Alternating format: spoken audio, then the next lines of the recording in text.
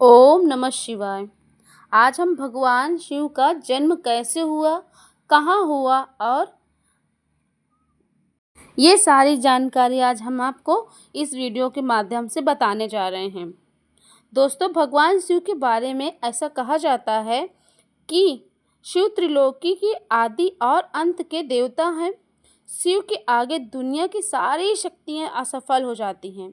लेकिन क्या आपको मालूम है कि आखिर भगवान शिव का जन्म कैसे हुआ, उनकी माता कौन थी और उनके पिता का क्या नाम था, उन्होंने किससे अपनी शिक्षा प्राप्त की और किस किस को शिक्षा का दान दिया। अगर नहीं जानते तो चलिए आज की इस वीडियो के माध्यम से हम आपको इन्हीं सभी सवालों के जवाब देने वाले हैं।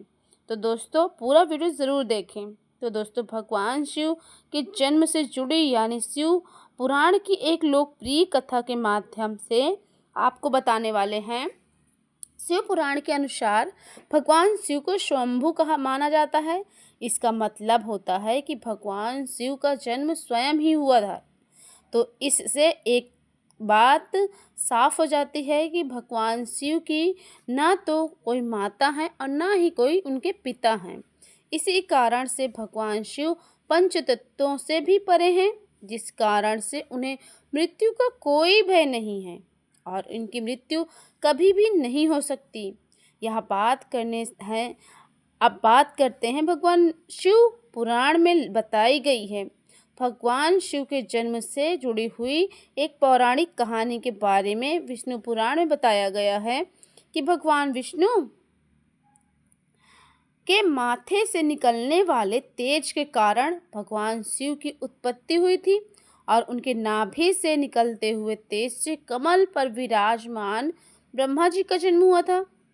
मगर दूसरी ओर भगवान शिव के जन्म के बाद में शिव पुराण में बताया गया है कि एक बार की बात है जब भगवान शिव अपने घुटने मल रहे थे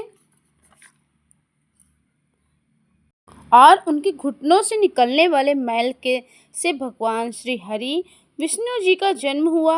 अगर ऐसा हुआ तो विष्णु पुराण और शिव पुराण एक दूसरे से बिल्कुल अलग हैं। इस कथा के अलावा भगवान शिव के जन्म की एक और पौराणिक कथा प्रचलित है। तो एक बार की बात है जब भगवान विष्णु और ब्रह्मा जी के बीच इस बात को लेकर बहस छिड़ गई थी कि आखिर इस संसार में सबसे महान कौन है। और जब भगवान विष्णु और भगवान ब्रह्मा इस बात को लेकर बहस कर रहे थे तो एक जलते हुए एक खंभे के रूप में महादेव उनके बीच आ गए।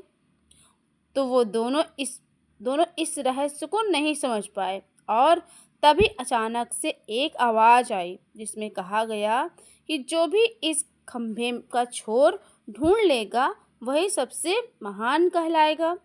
ऐसा सुनते ही ब्रह्मा जी ने एक पक्षी का रूप लिया और खंभे का ऊपरी हिस्सा ढूंढने निकल गए। वहीं विष्णु जी वराह का रूप धारण किया और खंभे का अंत ढूंढने निकल गए। बहुत देर तक खोजने के बाद दोनों में से किसी को भी खंभे का छोर नहीं मिला और वो दोनों हार मानकर आ गए। इसके बाद भगवान शिव अपने असली रूप में आ गए और फिर भगवान विष्णु और ब्रह्मा जी ने यह मान लिया कि महादेव ही सबसे महान और शक्तिशाली हैं। इनसे बड़ी शक्ति इस दुनिया में कोई नहीं है।